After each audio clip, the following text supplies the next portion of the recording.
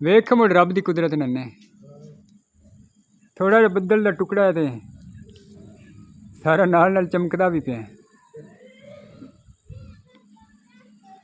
वस्या भी तो इस चंगा वसना है।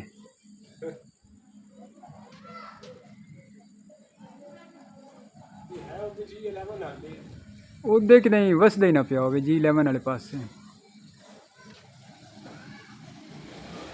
बाकी सारा आसमान साफ है एक मखसूस जगह के उत्ते बस मज़ा आया। इस चंगा एक बारी खोल के बसना जी बस तो मोड़ अल्लाह खैर ही करे। हाँ अजकल तेन पता वैसे भी क्लाउड बरस्ट वाला रोला भी है।